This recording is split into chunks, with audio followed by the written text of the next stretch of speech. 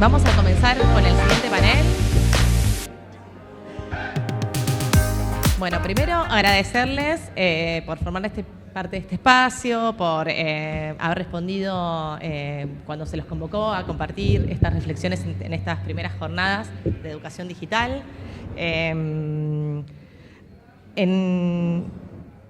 este momento, lo que nos proponemos en este panel y en este espacio es reflexionar sobre ciudadanía digital, cómo podemos promoverlas en nuestras aulas, y bueno, empezar a pensar a los usuarios como ciudadanos en clave del derecho en esos entornos digitales que, como compartió hoy el compañero Manuel Becerra, está en tensión, ¿no?, en lo que pasa afuera de las escuelas y dentro de las escuelas.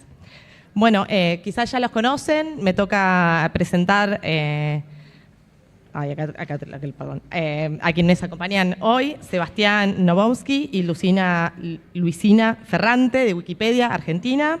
Sebastián es jefe del Departamento de Promoción de Defensoría del Público de Servicios de Comunicación Audiovisual, doctor en Comunicación de la Universidad de La Plata, realizó su estancia de investigación en la Universidad Pompeu de Barcelona, España, y es experto en comunicación, tecnologías y educación. Participó en proyectos de educación comunicacionales vinculados a organismos internacionales como la UNESCO y UNICEF. Es docente de grado y posgrado en Argentina, Uruguay y Brasil. Es profesor titular en la Facultad de Periodismo y Comunicación Social de la Universidad de La Plata. Director del Profesorado de Comunicación Social, fue coordinador pedagógico del Programa de Mejoramientos de Educación Rural de la provincia de Buenos Aires y es autor de 3 libros, numerosos artículos científicos en revistas nacionales e internacionales, y ha participado como expositor y conferencista de eventos de América Latina y Europa. También nos acompaña Luisina Ferrante, profesora de Historia de la UBA, magíster en Derechos Humanos y Políticas Sociales de UNSAM, doctora en Educación y Sociedad Universitat de Barcelona y docente de Nuevas Tecnologías de la Comunicación de UDESA. Directora de programa Wikipedia Argentina. Va a comenzar, entiendo que Sebastián. Bueno, en principio, muchas gracias a quienes están a cargo de este maravilloso evento, estas jornadas de educación digital. Muchas gracias, Bárbara, muchas gracias, Santi, que andaba por ahí, y a todo el equipo. Desde el año pasado, creo que fue también más o menos a esta altura del año, con calor, pero en Mar del Plata, que vengo también siguiendo un poco el trabajo que hacen, la verdad. Un trabajo estratégico, central, un trabajo fundamental en los tiempos que corren, y probablemente quizás tengan la responsabilidad, no sé cuánto ustedes todos los días en el hacer lo tienen en claro, pero para mí y para muchos de los que venimos trabajando este tema, quizás de una de las áreas más sensibles hoy por las cuales pasa el desafío de la educación contemporánea, ¿no?, que tiene que ver no ya con la integración de tecnologías en el aula, porque la integración de tecnologías es una parte, sino y sobre todo la modificación o la transformación de la subjetividad de nuestros chicos y de nuestras chicas a partir de lo que tiene que ver con el ecosistema mediático digital en el cual estamos viviendo, ¿no? Yo voy a tratar de jugar un poquito con el título de la charla, le cambié algunas palabras, le puse de consumidores a ciudadanos, un viejo adagio casi de García Canclini, desafíos de la alfabetización mediática en el aula. A mí me gusta siempre cuando empiezo estas charlas, digamos, comentar que voy a tratar de ir por un ratito a la estructura basal a partir de la cual después tenemos, digamos, que salir, o de la que tenemos que salir para entender fenómenos de coyuntura. La estructura basal tiene que ver con poder comprender la profundidad de la transformación que hoy vive la humanidad a partir de lo que es, yo lo llamo, y algunos autores también, la digitalización de la cultura. Es decir, una nueva estructuración de las formas, de las relaciones sociales. Yo voy a volver a esto, soy muy ordenado, por eso traje PowerPoint para no divagar, pero siempre me gusta divagar un poquito al principio, un poquito al final, y más me gusta charlar, así que vamos a tratar de tener un ratito con Luisina después para conversar. Por supuesto, también es un honor estar con ella, nos conocemos hace tiempo, hemos compartido algunos espacios también. Y, digamos, en los últimos tiempos, cada vez que pasa algo nuevo, ¿no?, y sobre todo desde noviembre de 2022 con la explosión de la inteligencia artificial generativa, venimos viendo todo un gran cambio de actitudes, comportamientos, a mí me gusta decirle síntomas, ¿no? Que aparecen en la superficie, sobre todo en nuestros chicos y en nuestras chicas. Ayer justo a la tarde me tocó dar una charla más sobre ludopatía infantil, porque vengo caminando sobre este tema bastante, es un tema que explotó, justo hoy a la mañana miraba, se los recomiendo mucho en Infonews, en Filonews, perdón, un pequeño documental de 20 minutos sobre apuestas online, con la entrevista en profundidad a un pibe que llegó a jugar $140.000 en un día y medio, ¿no? Por supuesto hay que tener acceso. Aparte el pibe en un momento dice, no, me jugué un Bitcoin entero. Y yo estuve como un ratito pensando lo que sería, hasta que después dijo, no, en ese momento el Bitcoin valía $45.000. Dije, gracias porque me lo explicaste, un chico de 14 años. No, pero más allá de esas notas al pie, digo, sabemos que hoy emergen problemáticas que a mí me gusta tratarlas en términos más psicoanalíticos, no como síntoma, en realidad de una transformación brutal que estamos viviendo como humanidad en los últimos 15 o 20 años, pero que esto se ha acelerado, sobre todo en los últimos 2, cuando pensábamos que la cosa se iba a calmar saliendo de la pandemia, ¿no? Todo el mundo decía, no, la pandemia aceleró la revolución tecnológica, no, nos puso 10 años adelante, porque, entre otras cosas, por ejemplo, aprendimos a dar clase, ¿no? Virtual. Yo me decías dar una clase virtual hace 5 años, te decía, nos vamos a conectar por Skype, ¿no? Y hasta ahí llegaba y lo tomaba con un poquito de miedo, ¿no? Y pensábamos que la pandemia nos había arrojado a un nuevo desafío de caminar nuestras relaciones interpersonales, el trabajo, la docencia, el juego, todo a través de pantallas, y de repente cuando eso terminó, yo siempre cuento lo mismo, me siento en un café cuando la pandemia estaba empezando a pasar con una de las personas que yo más, digamos, más confío en términos de desarrollo de tecnología, ¿no? De avance de los fierros, como a mí me gusta decirle, y le digo, che, bueno, ahora ya está, ¿no? Pasó la pandemia, estabilizamos, hay todo un nuevo cúmulo de cosas que tenemos a disposición, de la espiral vamos un poco a una meseta. Y era fines de 2022 y me dice, ¿escuchaste hablar de ChatGPT? Sí, obvio, le digo, estuve ensayando un poquito, le digo, la verdad no me pareció gran cosa. Me dice, olvídate, con eso se va todo el demonio. Yo lo miré, me atraganté, porque para quienes estamos tratando de seguir al día los cambios tecnológicos, otra vez volver a la carrera, como nos había pasado durante 2 años y pico, era, dale, déjenos disfrutar de lo que aprendimos con el mismo PowerPoint que nos dure, qué sé yo, 6 meses de charla, ¿no? Uno, es un chiste igual, pero los que somos docentes podemos hacer estos chistes, no, que el mismo PowerPoint dure 6 meses, aunque sea, bueno, nada, y ahí se armó todo este lío en el que estamos metidos, las inteligencias artificiales generativas y algunas de las cosas que yo voy a tratar de enmarcar para llegar a lo que para mí son los desafíos de lo que es la contextualización de la alfabetización mediática y cómo ésta llega al aula, ¿no? Ese es un poco el recorrido que voy a intentar plantear, un recorrido un poquito más conceptual y después un recorrido que tiene que ver con qué hacemos con todo esto. Yo no soy un académico per se, no soy una persona que me dedique necesariamente a investigo y todo, pero laburo en gestión, recién le decía a Luisina, por ahora, en la Defensoría del Público de la Nación, imagínense. Digamos, he hecho gestión en el Ministerio de Educación de la Provincia de Buenos Aires, en el Ministerio de Educación de Nación. A mí me gusta hacer, y creo que comparto con ustedes, porque conozco muchas de las caras que están acá presentes, digo, el desafío que es entrar al aula todos los días, ¿no? Nosotros no estamos acá solamente para reflexionar, estamos para pensar qué podemos hacer con nuestros pibes y nuestras pibas en el lío en el que estamos metidos adentro de las aulas, pero también en los diseños institucionales, pero también en las políticas públicas, ¿no? Depende de la escala en que uno lo quiera mirar. Bien. Para arrancar, la ciudadanía digital implica la formación de individuos, por supuesto, que sean capaces de navegar críticamente los entornos digitales, ¿no?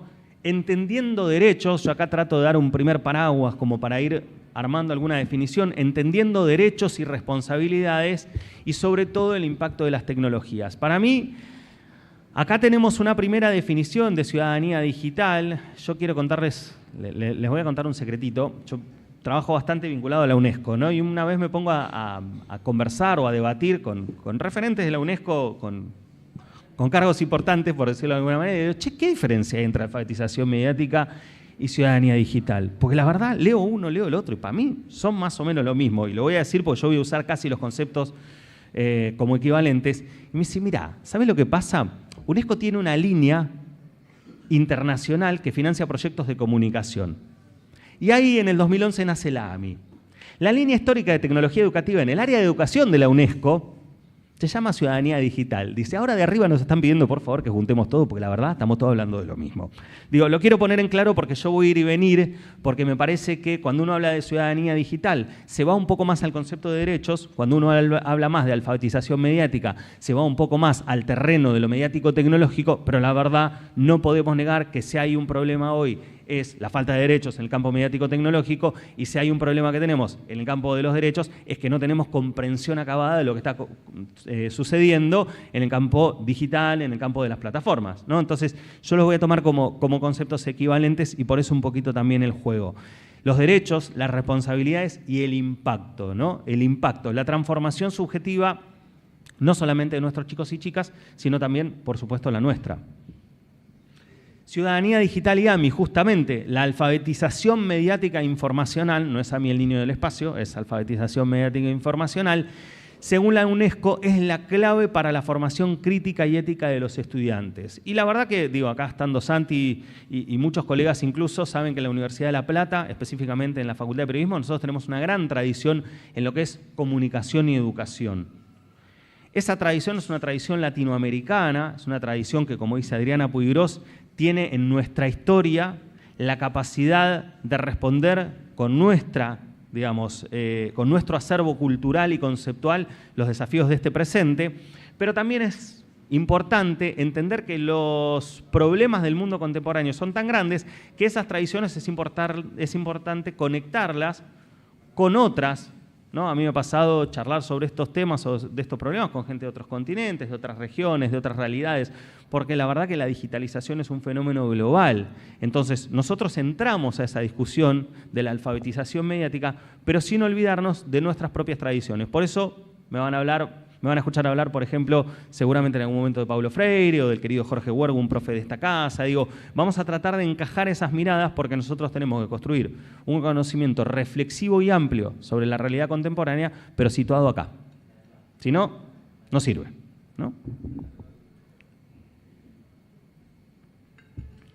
Y para hablar de ciudadanía digital, primero tenemos que desarmar un poquito el contexto y el concepto de cultura digital, ¿no? ¿Qué es la cultura digital? Es una cultura que está socialmente instalada y que por sus características específicas modifica sustancialmente, y acá viene nuestro primer Paulo Freire, ¿no? Nuestras formas de ser y de estar en el mundo, ¿no? La cultura digital modifica nuestras formas de ser y estar en el mundo, pero centralmente afecta a los jóvenes, niños y niñas.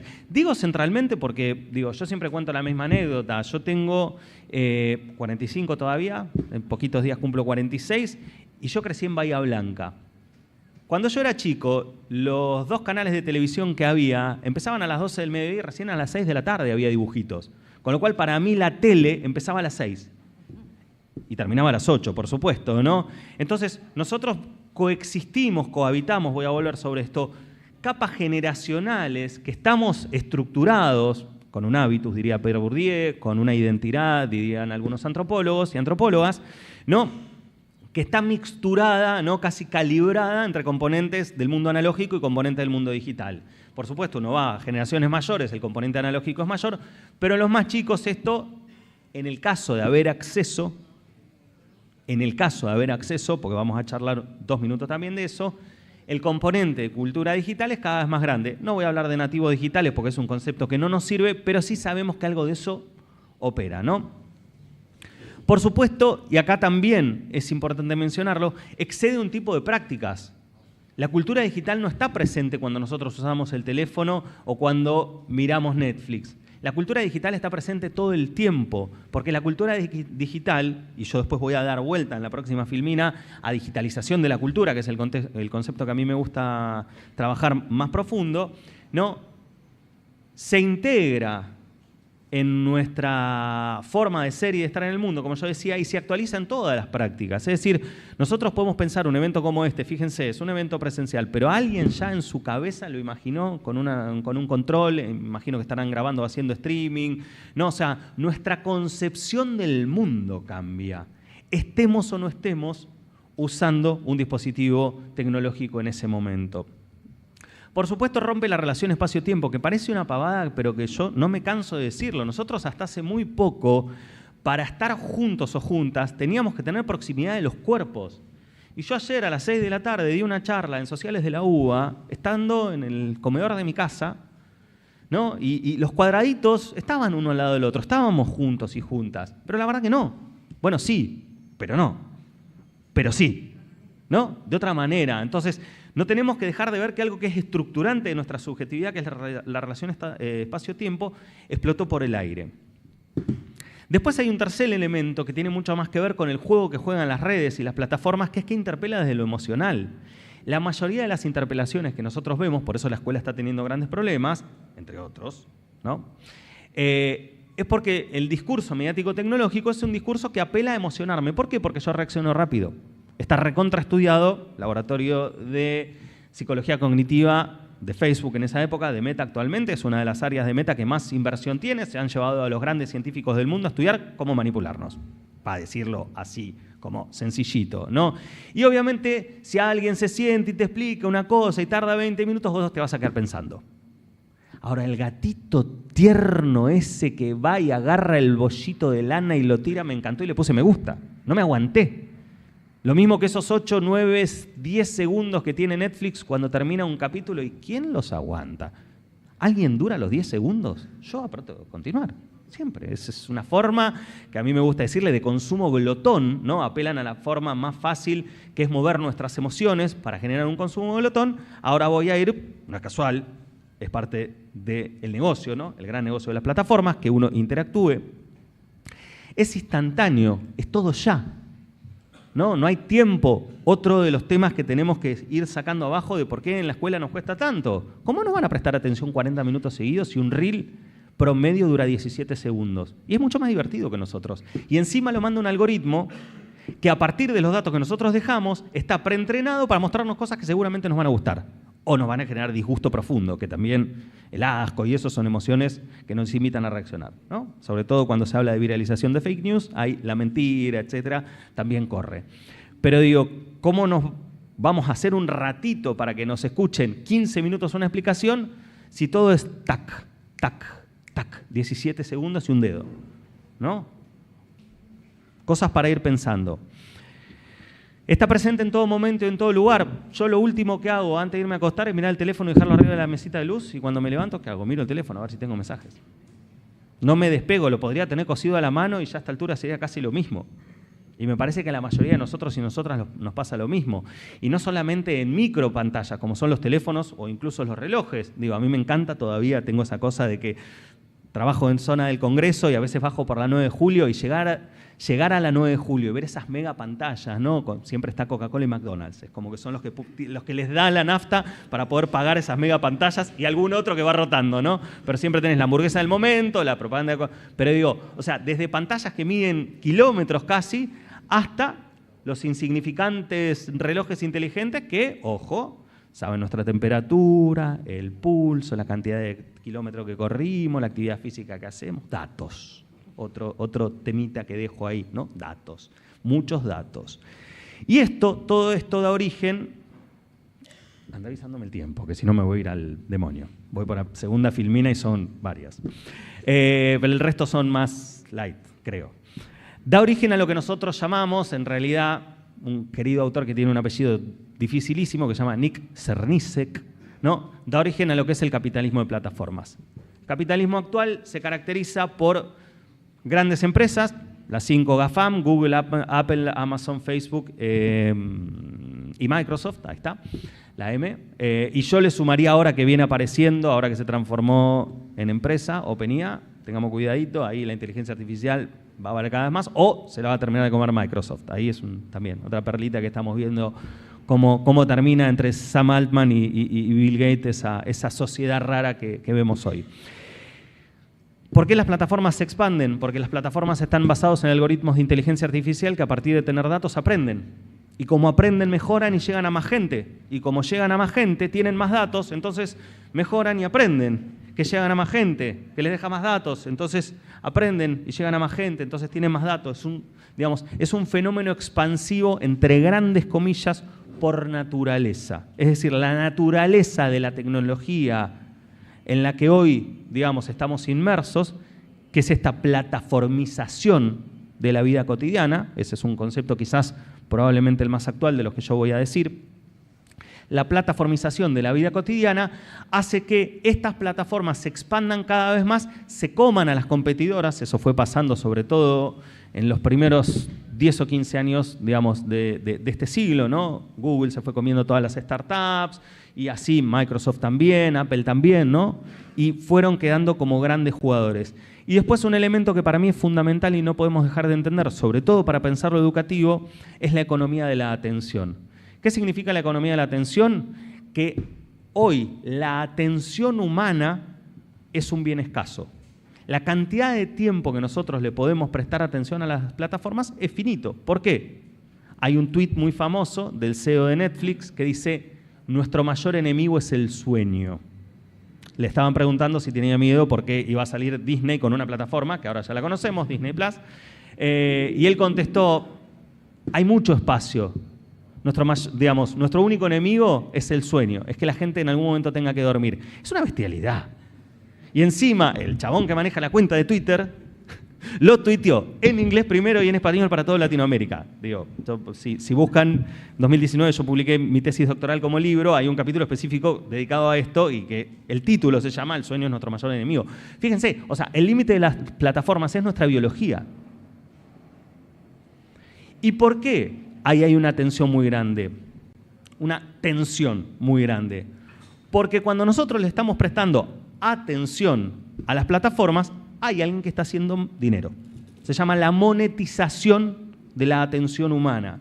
¿Cómo se monetiza? Muy fácil, 3 formas. La primera, si estamos adentro de Zoom, o estamos adentro de Netflix, o estamos adentro de Spotify, en general estamos pagando una membresía. Esa es la más fácil.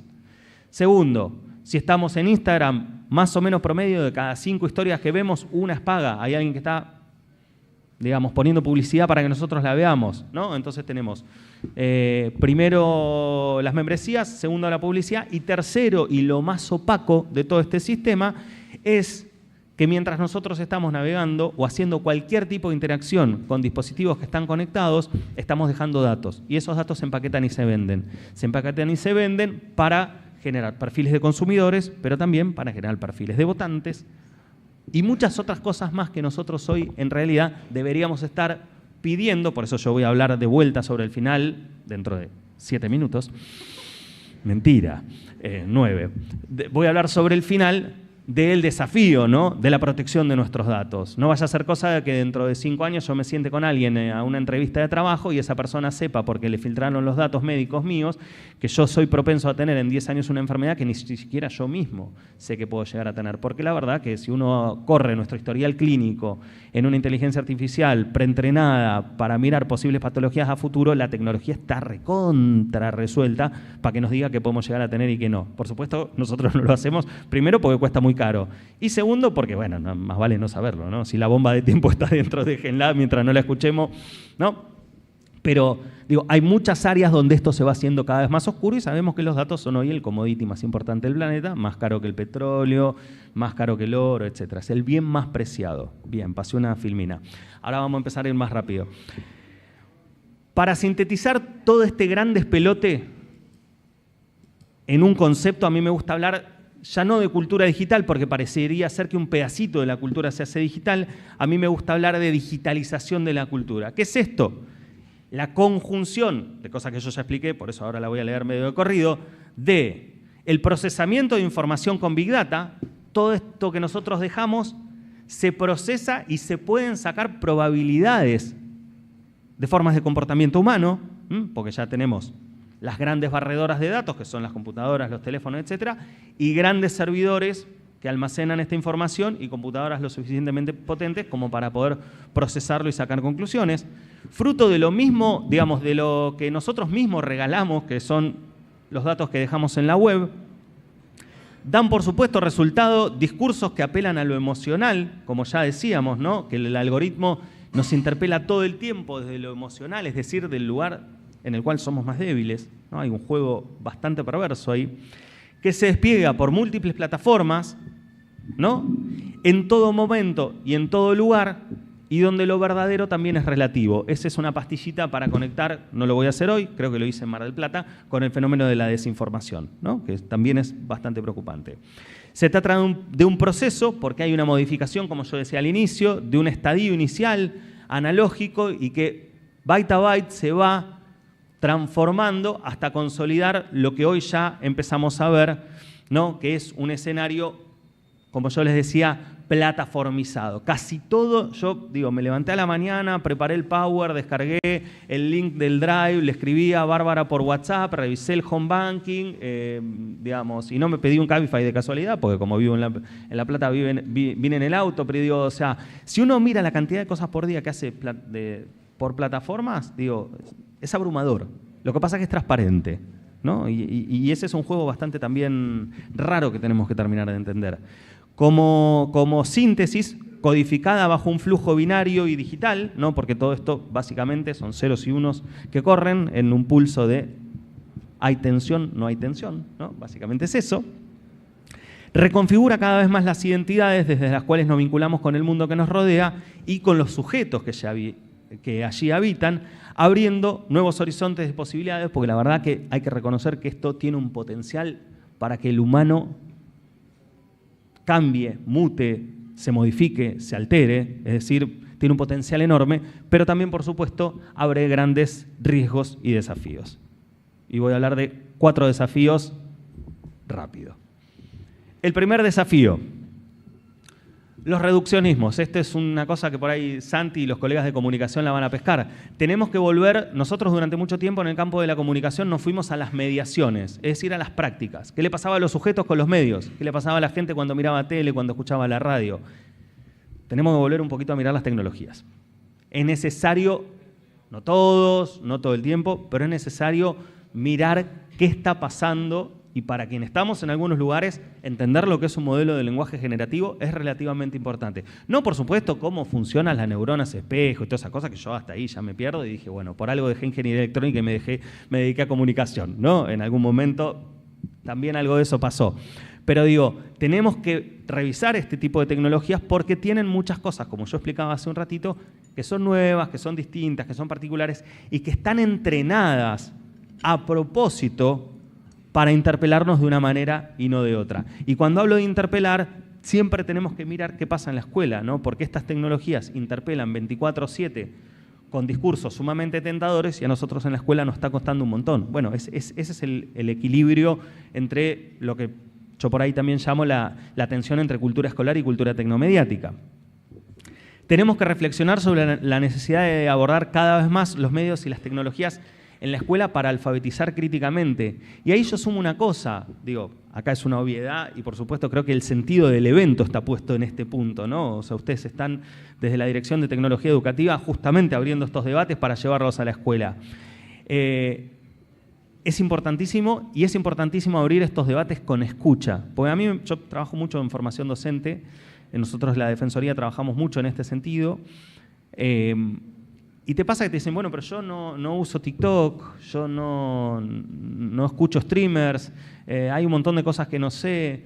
Y la verdad que muchas veces la mirada del adulto no tiene que ver con conocer específicamente esa nueva plataforma o ese nuevo streamer de moda. La mirada del adulto, la mirada del docente que acompaña, tiene que ver con la reflexión a partir de la escucha de la problemática. Y una de las cosas más importantes para mí que hoy tenemos que tratar de hacer es abrir la escucha de las problemáticas, porque está pasando de todo. Nos enteramos, si no después, cuando es un caso en el diario, que fue un grupo de padres y denunciaron a un chico que agarró fotos de sus compañeras, las desnudó con inteligencia artificial y las vendió. No es casual, ¿no? Hacer plata rápido, vía plataformas, en sistemas opacos, desregulados, ese otro de los síntomas de la digitalización de la cultura, ¿no? Como la ludopatía. Plata ahora, rápido, estoy solo, la puedo, no, me juego un Bitcoin. Esa frase yo me la voy a quedar porque hoy a la mañana me dejó como, ¿no? Pero es importantísimo abrir estos espacios de conversación. Y acá algo que yo había adelantado, transitar la tensión en América Latina que tenemos estructural entre conectar a los desconectados, yo la verdad que escuchaba recién al colega que terminaba de hacer una presentación hablando de entrega de computadoras y yo les digo la verdad, no se me piantó un lagrimón, pero casi. Celebro, felicito, acompaño, festejo hoy políticas de inclusión digital, porque si hace unos años entendíamos que eran importantes para darle un futuro a los pibes y a las pibas, hoy ya no son importantes. Son un piso sin el cual el resto no existe, porque como mínimo si tienen un trabajo en blanco van a cobrar en una billetera virtual o en un home banking, ¿no? O sea, y las habilidades que hoy necesitamos para funcionar, no en el mundo del futuro, en el de hoy, pasan centralmente en muchos casos por poder manejar algo de todo este lío. Entonces, conectar a los desconectados, dispositivos, conectividad y alfabetización mediática para no regalárselos al mercado, porque si no les estamos entregando todo el potencial que tienen estas herramientas, que sabemos que la tecnología no es inocua, ¿no? Entonces, estas tres cosas me parecen importantes. Pero también vemos a nuestros pibes y a nuestras pibas que en muchos casos están hiperconectados y ahí hay un laburo de desconexión. ¿Cuántos sobrinos de ustedes, hijos de amigos, conocen que se la pasan, sobre todo adolescentes, encerrados en un cuarto, con una pantallota, unos auriculares que son cada vez más grandes, un micrófono que cuelgan, un teclado que tiene luces, ¿no? El servidor que da vueltas y, ¿no? Y es de todos colores? Viven en un universo, yo digo, les está quedando frito el seso como una hamburguesa. ¿No? En videojuegos que tienen sistemas de recompensa aleatoria, similares a los de apuesta, ¿no? En los cuales pasan horas, días enteros, porque siempre hay algo del otro lado de la pantalla dispuesto a jugar. Entonces, en América Latina tenemos que transitar esta tensión y bancárnosla, porque en nuestras escuelas muy probablemente tengamos esos dos pibes sentados quizás todavía en muchas de las aulas, ¿no? El segundo desafío, ¿cómo voy? Me fui ya, ¿no? Ya voy cerrando. Segundo desafío, lo paso rápido. Tenemos que estar alertas con la gran oleada de desinformación que se viene fruto de la inteligencia artificial. Los medios mienten desde que existen, esto no es nuevo, pero hoy la inteligencia artificial permite tener a Trump, que se lo están llevando preso, a Obama tomando un heladito con Merkel, y a mí las que más me gustan, el Papa ya lo vimos mucho, es a Gandhi y sobre todo a Cristo sacándose la selfie con los apóstoles. Para mí esa la rompe, no sé si llega a ver bien. Sí, se ve. Y esto sí es lo podría haber actualizado con videos y cosas, porque cada vez más la inteligencia artificial genera desinformación de una manera que es muy difícil para nosotros entender que eso que vemos no es real, porque el ver para creer es una máxima que sostuvo desde el cazador y recolector que tenemos guardado en algún lugar de la parte de abajo del cerebro, dicen, hasta hoy. Bueno, ya no más, ¿no?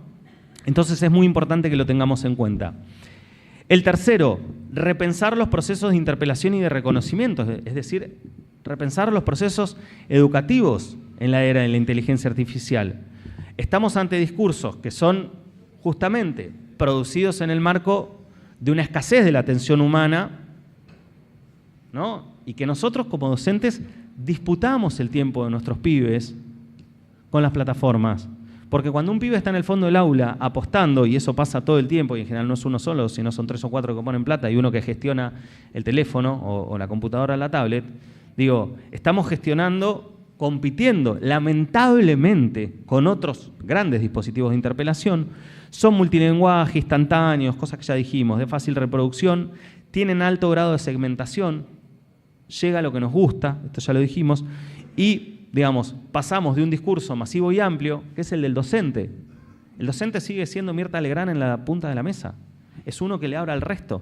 Es un modelo, de broadcasting, para quienes venimos del campo de la comunicación y la educación, es un modelo de broadcasting. Es uno que le habla al resto. Es Tinelli, es Mirta Legrand, nosotros somos los... ¿no? Yo estoy siendo un poco, en este momento, espero ni Tinelli ni Mirta, ¿no? Pero bueno, busquen algo que les parezca un poco más actual o divertido. ¿No? Y la verdad que el modelo en el cual están seteados los pibes hoy es un modelo microfragmentado, donde a cada uno le hablan, uno abre... 2 hermanos mellizos o gemelos que genéticamente tienen no sé cuántos cromosomas iguales y seguramente el feed de Instagram es distinto porque el algoritmo elige cosas diferentes, ¿no? Y nosotros seguimos tratando de hablarles a todos por igual. No digo que eso esté mal, pero digo que eso entra en tensión. Y el cuarto desafío, y con esto creo que ahora sí voy cerrando, es nadie reclama un derecho que no conoce. Y esta es una frase que nosotros usamos mucho en la Defensoría. Por eso para mí uno de los desafíos más importantes en todo esto, por supuesto como hemos mencionado, hay desafíos en el aprendizaje y en la formación, hay desafíos docentes, pedagógicos, educativos, pero también hay un gran desafío político. Y para mí es el más importante. Tenemos que promover el debate y la reflexión sobre los marcos regulatorios necesarios. Estamos con chicos y chicas que están apostando en lugares donde no hay nadie que controle. Vayamos con un nene de 12 años a tratar de entrar al casino de Mar del Plata, a ver qué pasa, ¿no? O peor, como a mí me gusta siempre decir, hagamos una foto con el casino de Mar del Plata lleno de chicos y chicas, de nenitos, apostando en las mesas, con los croupiers adultos, pongamos de fondo a los dueños del casino y miremos esa imagen, a ver qué nos pasa. No lo vemos, pero está pasando, ¿no? Está pasando. Entonces, necesitamos marcos regulatorios y consolidar una perspectiva basada en las transformaciones tecnológicas, es decir, conociendo profundamente lo que está sucediendo para, a partir de las nuevas necesidades que hay, a mí me gusta siempre citar a una gran personalidad de nuestra historia que decía que si surgen nuevas necesidades hay que construir nuevos derechos. Y me parece que el mundo tecnológico genera muchísimas necesidades nuevas que requieren una batería de derechos que todavía no estamos logrando detener y que tenemos que colectivamente construir en términos de desafío político para poder llegar a transformar ese escenario en el cual hoy pareciera que todo vale, pareciera que todo está permitido, pareciera que los riesgos son distintos y después te terminas encontrando casos extremos, ¿no? Un chico que se suicida en España hace pocos días, no solamente, por supuesto, por una mala interacción con una inteligencia artificial, pero nos va a quedar la duda a ver si hubiera habido algún tipo de regulación, y esto se los adelanto porque termina el tema ludopatía de estar en el centro de la escena y ahora se viene un nuevo tema que es la antropoformización de la inteligencia artificial, es decir, cómo establecemos como humanos vínculos afectivos con la inteligencia artificial y todo el despelote que se viene.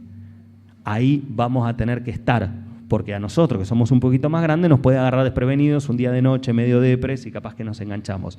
¿Qué pasa con un nene? ¿Qué pasa con un adolescente en el momento de tanta fragilidad emocional? Ahí me parece que tenemos que estar, ahí me parece que tenemos que seguir dando las batallas, las discusiones. Vuelvo a agradecer muchísimo y, por supuesto, muchas gracias. Dejo ahí la web de la Defensoría.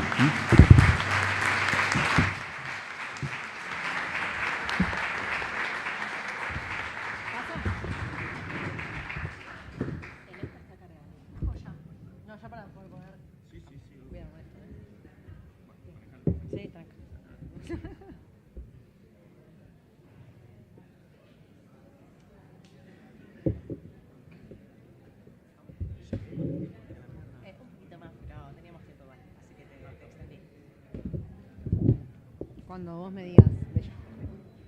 ¿Va? Media hora. Avísame porque también me puedo ir de mambo. ¿Sí? Bueno, hola a todos, ¿cómo están? Vamos a continuar con la presentación.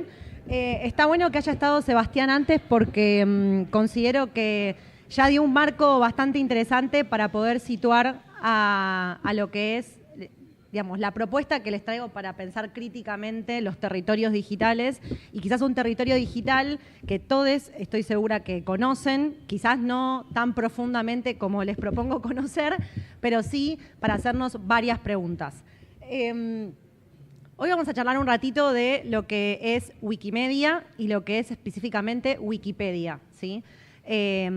Pero para poder linkear, enlazar con lo que planteó Sebastián, está bueno pensar por qué vamos a charlar sobre Wikipedia y los proyectos Wikimedia desde una perspectiva de ciudadanía digital y cómo estas experiencias wiki pueden ayudarnos a reflexionar en tanto docentes los usos que podemos darle en las aulas, en nuestras materias, en nuestra formación como docentes, pero quizás también entendiéndola, y acá retomo lo que plantea el compañero, entenderlo como territorios digitales y territorios políticos que los podemos llevar al aula, que están en el aula, por más que no querramos, y que hoy en día nos permiten pensar críticamente de alguna manera u otra, o entrar a pensar críticamente de alguna manera u otra, ese gran ultramundo qué es Internet, ¿sí? Entonces, algunas claves para entrarle a este concepto de ciudadanía digital que trajo Sebastián, con el cual estoy completamente de acuerdo y comparto. Por un lado, entender a Wikimedia y los proyectos Wikimedia, que ahora vamos a meternos bien de lleno, como territorios digitales y como territorios que habitamos en tantos sujetos de derechos, ¿sí? Y ahí entramos a tener esto en cuenta de ponernos a pensar los derechos existentes en los territorios de Internet y, digamos, en perspectiva de acceso como perspectiva de construcción de conocimiento. Después, vinculado a esto, y quizás más en nuestro rol como profes y como en diferentes ámbitos, no importa el nivel educativo en el que estén, entender la importancia de formarnos en estos territorios para poder pensar críticamente y pedagógicamente sus usos en nuestros espacios áulicos, sean cuales sean.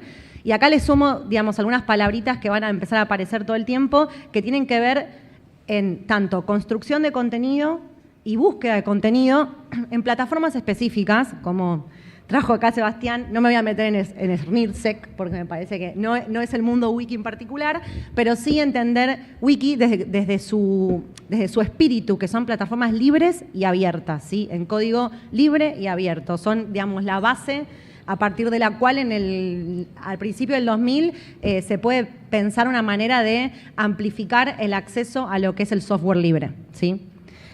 Digo, para personas que no están adentro, tipo, programando en plan desarrolladores, ¿sí? Y por último, algo que es clave dentro de lo que es el mundo Wikimedia y lo que es el trabajo que podemos hacer en las aulas con las plataformas wiki, tiene que ver con la construcción colaborativa del conocimiento y con la construcción entre pares de ese conocimiento en los territorios que habitamos, ya sean territorios digitales, en diálogo con nuestros territorios físicos, digamos, donde tenemos los pies en el barro, ahí recuperando a Freire también.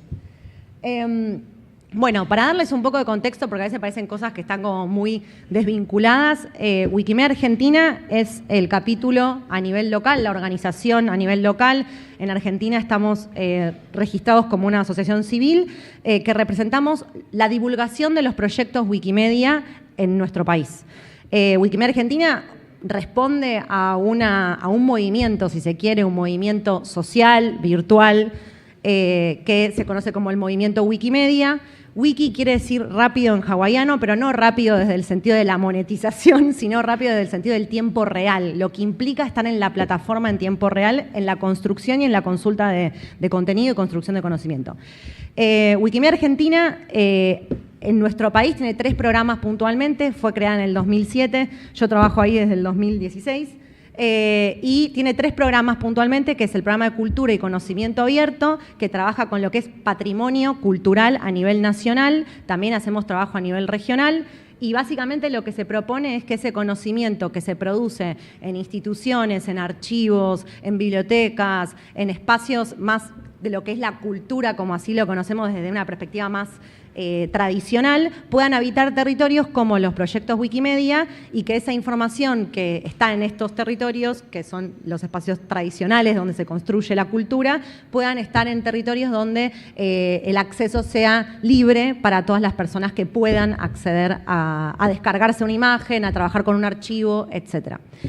El segundo programa es el programa de Educación y Derechos Humanos, que es un programa que yo coordiné hasta hace 4 meses, ahora soy coordinadora directora de los 3 programas de Wikimedia Argentina, y el programa de educación, que acá veo varios colegas que han pasado por el programa de Educación y Derechos Humanos, lo que busca es trabajar con Wiki. Quizás hoy que el chat GPT nos está quemando el cerebro en el aula es distinto y vemos a Wiki de otra manera. Yo siento que ahí tenemos una posibilidad de resignificar Wiki en tanto territorio y herramienta. Y desde el programa de educación lo que hacemos es básicamente formar docentes para que editen Wikipedia, sepan cómo utilizarla en el aula y sepan explicarle a sus estudiantes qué se puede hacer y qué no se puede hacer con Wikipedia, y entendiéndola también como algo que nos permite hablar de un montón de otras cosas, muchas de ellas, las dijo Sebastián, intentando contextualizar la problematización de las tecnologías digitales, desde una perspectiva obviamente social.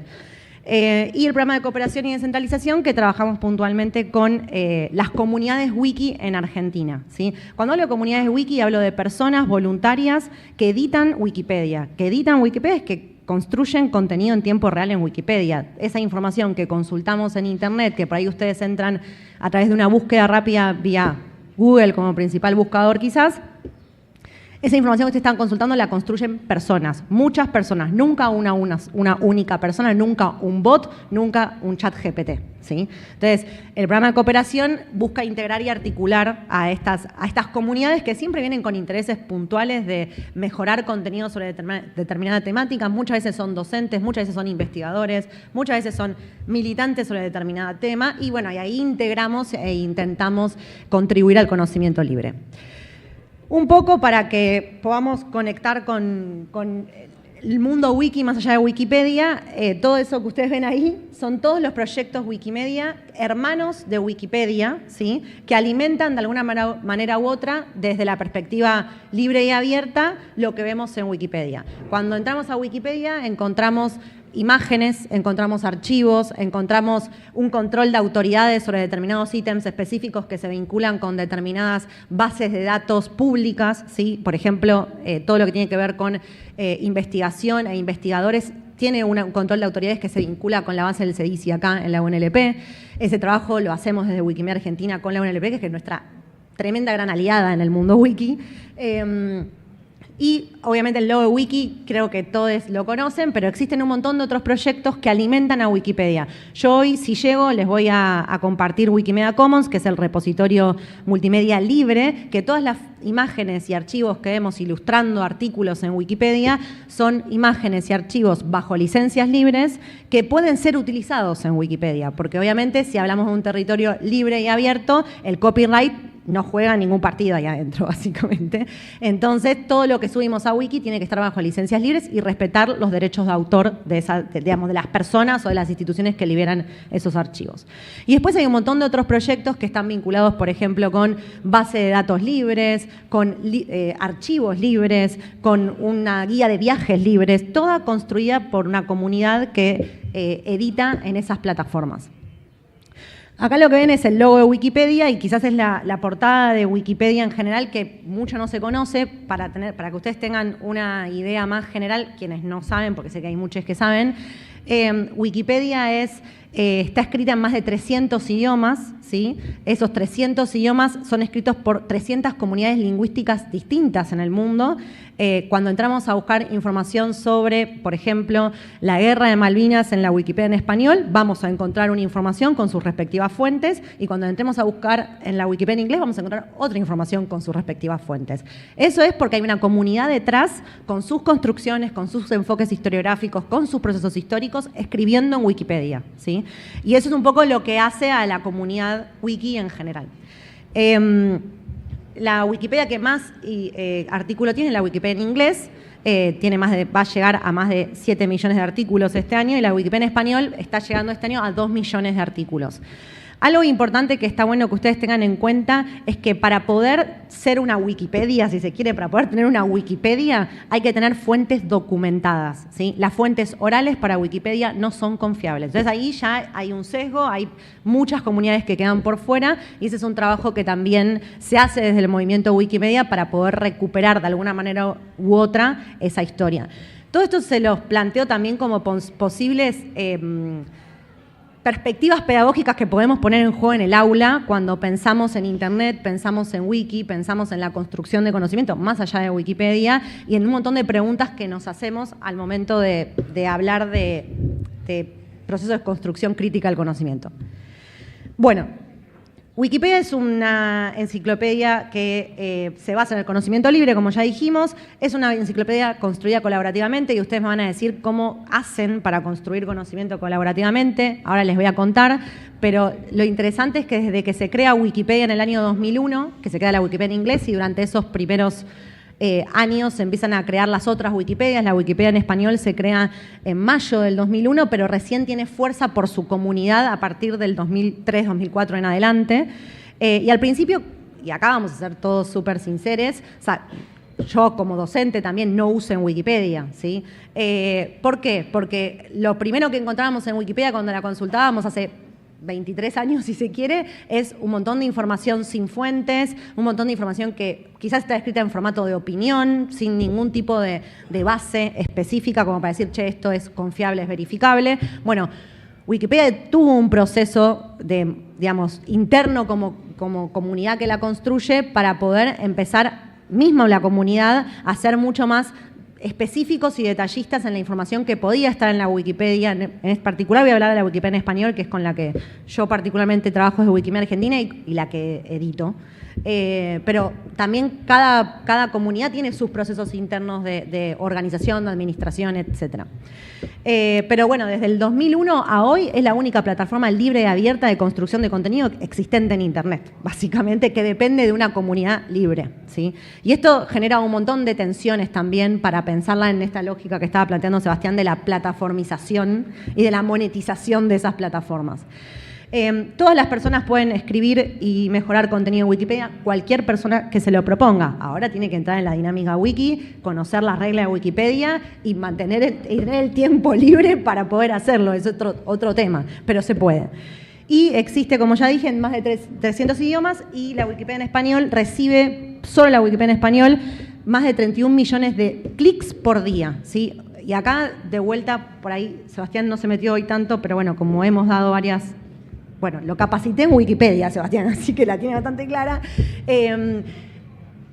Es un espacio donde puede volar muy rápido la desinformación, donde se puede revertir muy rápido la desinformación, porque hay ahí una comunidad detrás. Entonces hay que tenerle varios ojos encima a Wikipedia, incluso cuando la pensamos como propuesta pedagógica. No me voy a detener mucho acá, no sé cómo vengo. ¿Tengo tiempo? Ok. Estas son las únicas 5 reglas que tiene Wikipedia y no tiene más que estas 5 reglas y con esas 5 reglas sobrevivimos, ¿sí? La primera es que es una enciclopedia, o sea que toda la información que tiene que haber en Wikipedia tiene que ser relevante enciclopédicamente, hablando, ¿no? Y si yo a ustedes le pregunto qué es relevante enciclopédicamente hablando, nos podemos poner a debatir un montón. Algo que hace Wiki como proyecto en sí mismo cuando se crea, y acá se pueden meter con un montón de investigaciones al respecto, pero yo recomiendo el libro de Patricio Lorente, El conocimiento hereje, que hace una recapitulación de Wiki en este sentido. Wikipedia viene a ser también una contraenciclopedia, ¿sí? Todo lo que no se puede poner en una enciclopedia tradicional, la que conocemos quienes pudimos tener una enciclopedia en mano, digo esto porque a veces estoy en automático y como le doy tantas charlas a pibis, ninguno tuvo una enciclopedia en mano, entonces les digo siempre enciclopedia en mano o en carta, por ejemplo. Pero bueno, en Wikipedia puede haber entradas, si se quiere, que no están en una enciclopedia, ¿sí? Yo lo digo porque yo soy de River y estoy muy preocupada hoy por el día de hoy particularmente, pero bueno, por ejemplo, el Club Atlético River Plate no está en una enciclopedia tradicional y está en Wikipedia, es uno de los artículos más editados, ¿sí? El fútbol en general es súper editado en la Wikipedia en español, es un tema de agenda, ¿sí? Pasa algo ahí y ¡chum! Cambios todo el tiempo. Si queremos actualidad sobre el fútbol argentino, vayamos a la Wikipedia en español.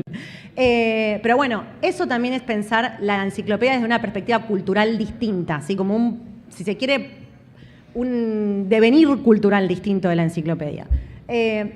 Wikipedia busca el punto de vista neutral y acá entramos, podemos dar hacer una tesis sobre el punto de vista neutral en Wikipedia. Pero principalmente cuando un artículo en Wikipedia se crea, quienes editan ese contenido tienen que poner en el artículo las diferentes voces documentadas que hablaron o investigaron o trabajaron sobre ese tema. Por eso muchas veces a usted le va a pasar que entra en un artículo en Wikipedia sobre un tema muy candente a nivel político, si se quiere, hoy en día o siempre, básicamente, y van a encontrar plantillas que dicen que el artículo no responde a un punto de vista neutral, porque es parte de un conflicto social en curso, una de las varias plantillas. No está mal que diga eso, es clave que eso esté ahí, porque estamos pensando en las personas que leen Wikipedia y no saben cómo se construye Wikipedia, y que por ahí piensan que Wikipedia es la verdad absoluta. No, eso quiere decir que ese artículo está siendo recontraeditado, recontraactualizado en tiempo real. Un ejercicio súper interesante para hacer en el aula es, por ejemplo, tomar un tema puntual de la sociedad en este contexto, ir a buscarlo a Wikipedia, ver las últimas revisiones que se le hicieron, ver la cantidad de referencias que tienen los artículos. Si ustedes entran a cualquier artículo, por ejemplo, el artículo de aborto en Argentina es un artículo que tiene más de 300 referencias. Si ustedes ven el proceso del 2018 hasta la actualidad, van a encontrar un artículo que fue acompañando el proceso de debate de esa ley y que da cuenta, es un termómetro de lo que estaba pasando a nivel social con ese debate, ¿sí? Pero lo leemos y lo leemos en formato wiki, ¿sí? Con un primer párrafo que presenta el tema, con muchas secciones. En el caso del punto de vista neutral, tiene que estar identificadas las dos posturas con respecto, o las dos posturas más fuertes con respecto a la legalización o no del aborto. Y las referencias. Siempre que hay las referencias en Wikipedia se puede citar cualquier fuente menos redes sociales, ¿sí? No se puede citar ni YouTube, ni Facebook, ni Instagram, ni TikTok, ni Twitter, ni tampoco YouTube, ¿sí? ¿Por qué no se pueden citar? Porque cualquiera puede crear información o contenido, si se quiere, en esas plataformas, entonces no son consideradas confiables. Después el resto podemos citar lo que querramos, y cuanta más citemos, mejor, porque eso le da verificabilidad y confiabilidad a la entrada, ¿sí? Si un artículo no tiene referencia, podemos quejarnos, podemos criticarlo, pero lo podemos editar, ¿sí? Podemos mejorar ese contenido. Podemos ser nosotros quienes contribuimos con ese conocimiento libre.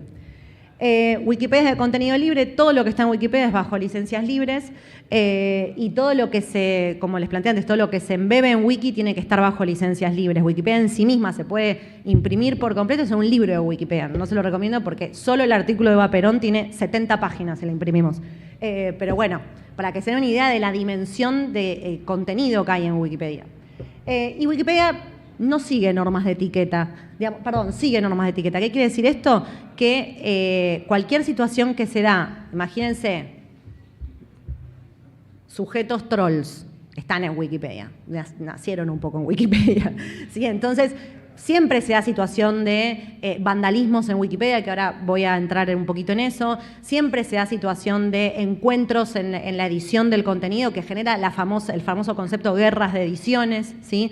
Entonces, hay normas de etiqueta a seguir, hay formas de que esas personas, que están detrás de esos usuarios tengan que seguir una forma de comportarse en ese territorio digital.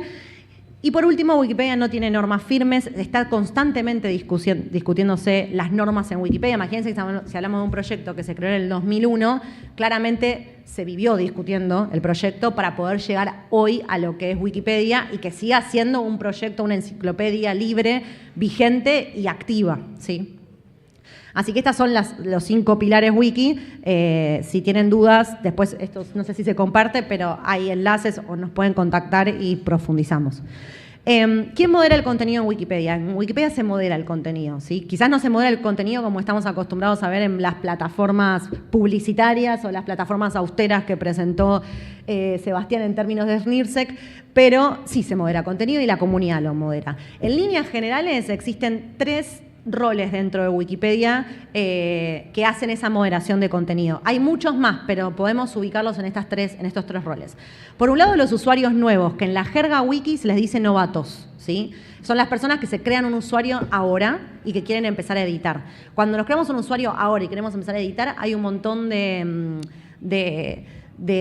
elementos que no vamos a tener, botones que no vamos a tener, pero que a medida que vamos editando nos vamos verificando como usuarios y nos van apareciendo. Por ejemplo, si yo me creo un usuario hoy, no voy a poder cambiar el título de un artículo, porque el título de un artículo implica un cambio que tiene que hacer un usuario o varios usuarios que tienen un recorrido ya en la enciclopedia, que están, reconocidos por la comunidad. ¿Por qué? Porque es muy común que se quieran vandalizar artículos cambiando el título o el primer párrafo, por ejemplo, que es lo primero que te levanta Google cuando haces una búsqueda, ¿sí?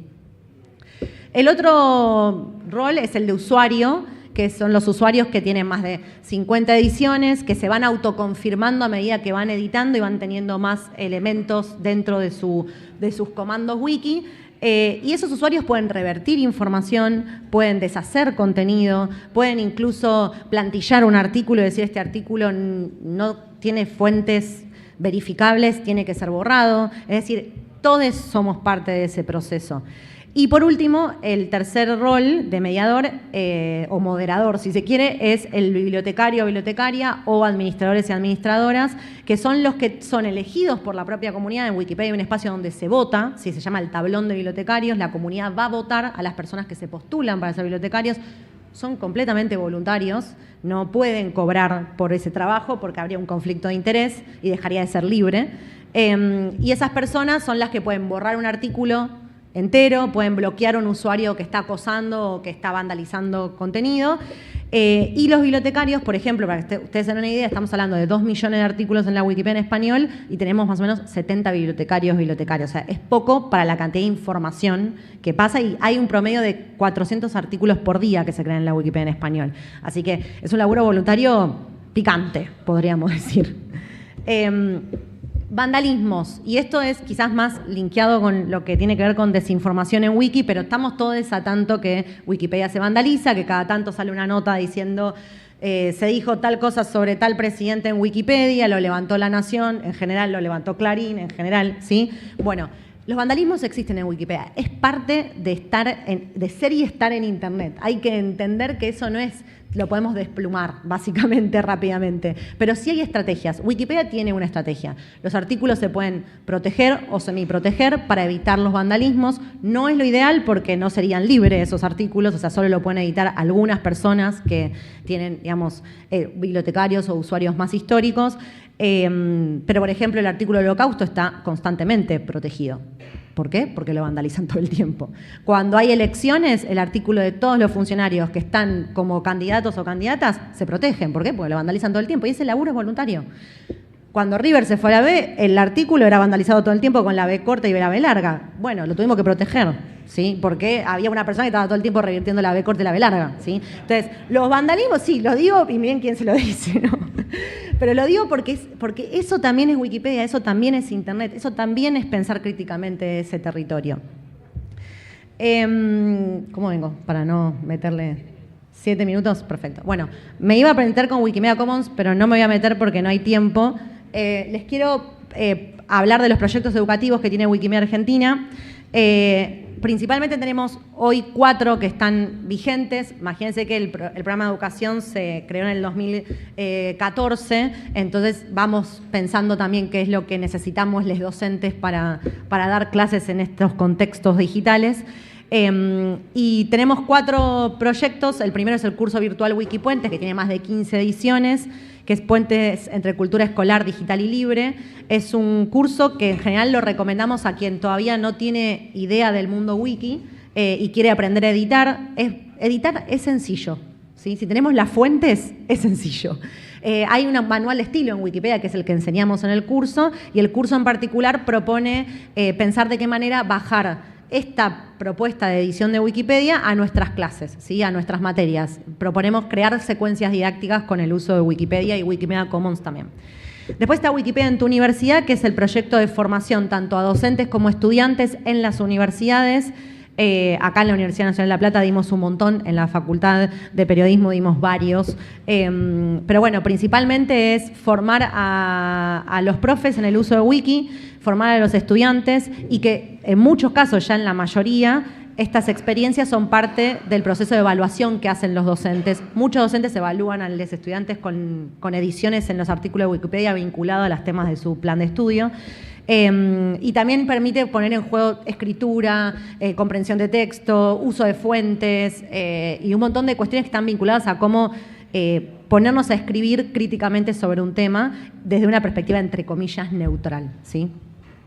Después tenemos un curso que es bastante reciente, lo empezamos el año pasado con todas estas cuestiones que nos empezaron a emerger más fuerte, que es un curso que se llama Derechos Fundamentales en el Ecosistema Digital, y básicamente trabajamos con derechos digitales y cruzamos con un montón de cuestiones que están vinculadas con las plataformas, desde la perspectiva de privacidad, desde la perspectiva de construcción libre de conocimiento, entendiendo también este contexto, este ecosistema en una situación donde hay un montón de derechos y un montón de sesgos presentes, en donde como sujetos de derechos en Internet tenemos que conocer y también trabajarlos en nuestras aulas.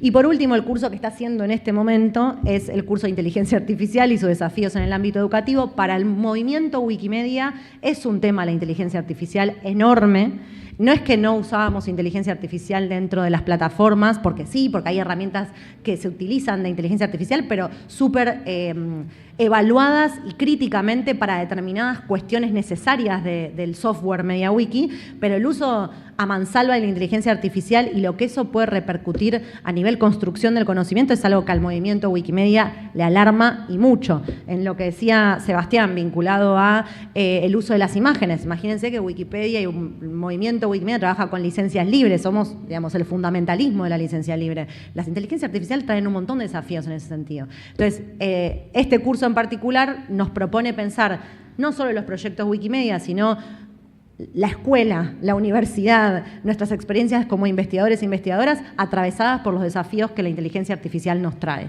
Y un poco es la primera experiencia y también se cruza con un montón de debates que están emergiendo en este momento, que son súper urgentes y que básicamente lo que proponemos es seguir pensándonos como personas, como ciudadanos, si queremos cerrar con ese concepto, ciudadanas, ciudadanos críticos en Internet. Es clave formarnos para poder estar en Internet y poder ayudar a otros a estar en Internet respetando sus derechos, garantizando esos derechos y construyendo contenido que sea accesible y que responda a las necesidades de nuestros contextos también, de forma situada.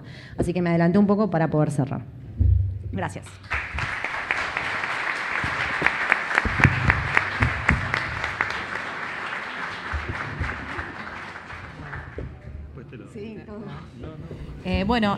La idea principal era tener un espacio para compartir, si les parece, algunas preguntas en función de lo que fueron exponiendo nuestros compañeros. Tenemos 10 minutos más o menos hasta que próxima experiencia. No sé si alguien quiere hablar o comentar. A mí particularmente lo que se me había, me surgió es, en función de las dos charlas que tuvimos, es un poco la naturalización que tenemos, ¿no?, de las lógicas más capitalistas de las plataformas y cómo el proyecto Wiki instala de alguna forma otras lógicas, porque claramente opera desde una validación de contenido distinta al resto de las plataformas, una forma de construcción colectiva de esas reglas para, a través de consensos dentro de los grupos y una transparencia de cómo se opera dentro de ese espacio.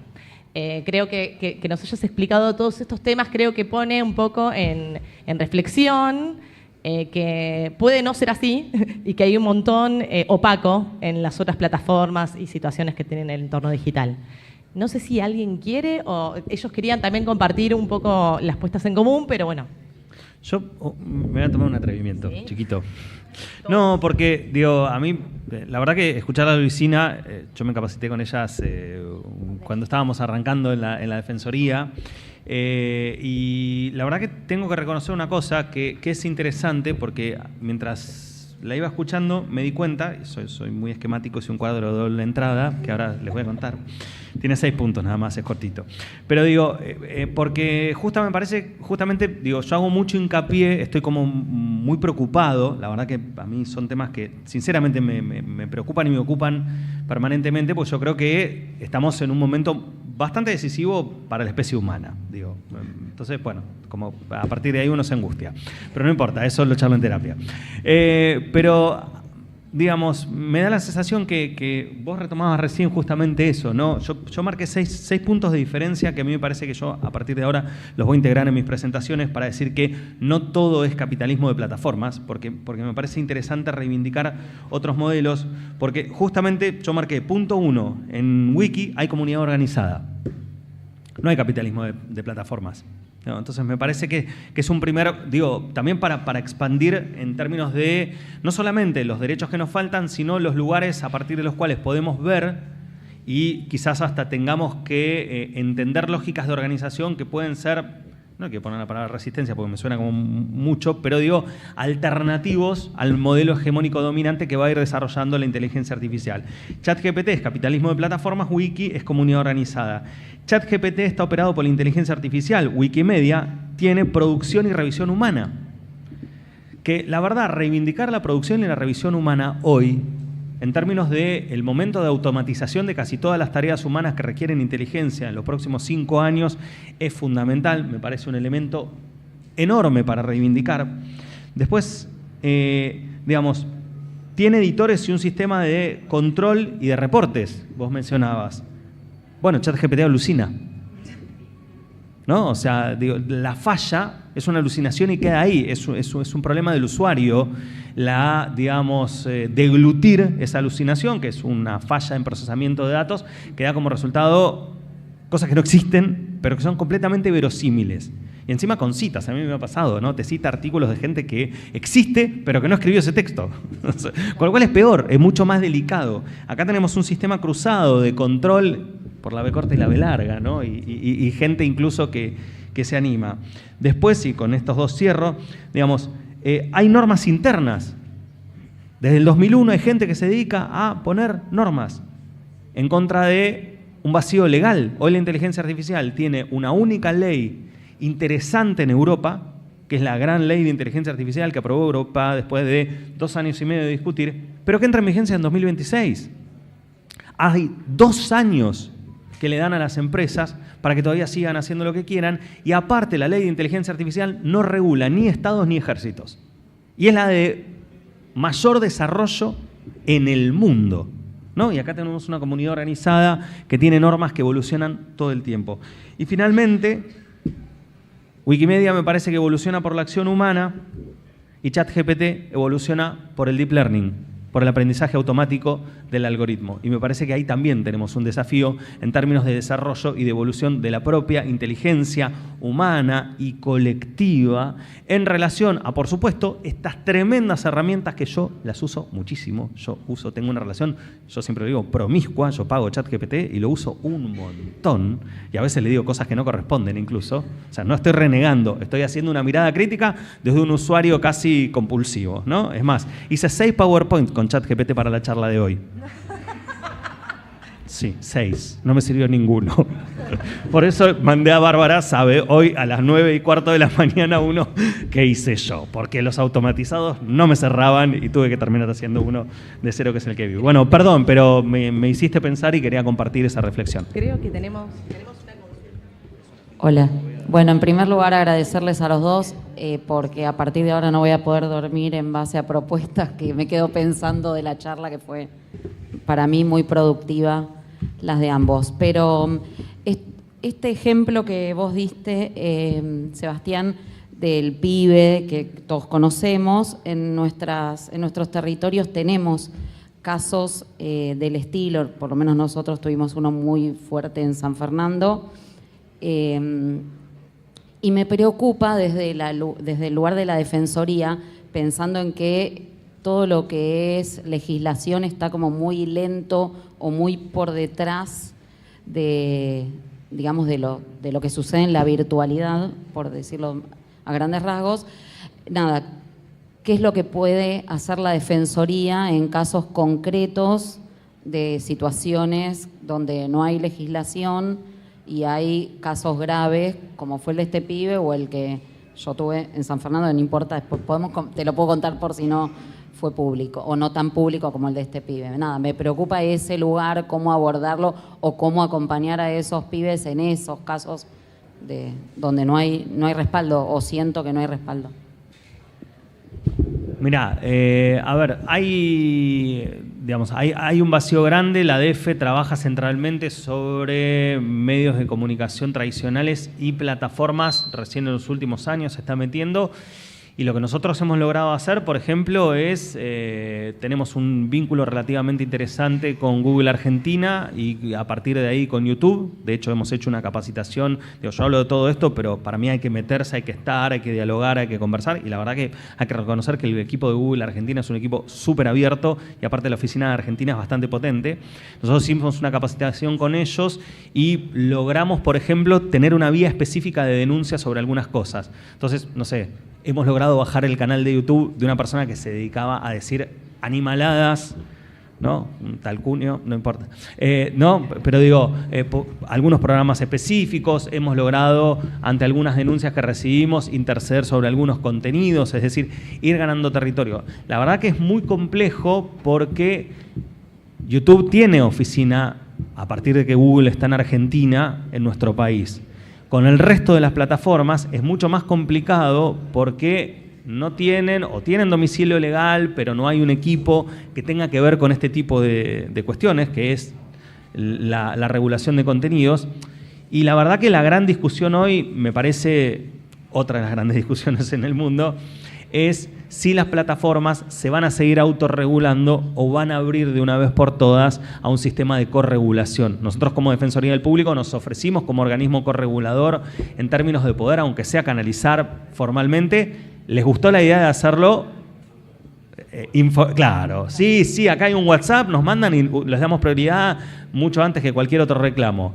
Pero la idea de la corregulación, las plataformas están recontra cerradas, no por supuesto todas, sobre todo las privadas, ¿no? Que yo te digo, a partir de ahora voy a cambiar y voy a integrar un speech que no todo es lo mismo, porque la verdad que estuvo bueno en ese sentido escucharla a Luisina de vuelta, pero digo, están muy cerradas porque claro, digo, y es razonable desde un punto de vista que si a mí me dan todo el juego y nunca nadie me pidió explicaciones, bueno, cuando me empiecen a tocar la puerta y a pedirme explicaciones voy a decir, no quiero darlas. ¿Por qué? Si juego hace 20 años y así. Y encima, en estos 20 años me transformé, digamos, en uno de los sectores de poder más importantes del mundo, si no el más. ¿No? ¿Quién le va a poner el cascabel a semejante gato ahora? Bueno, muchas gracias.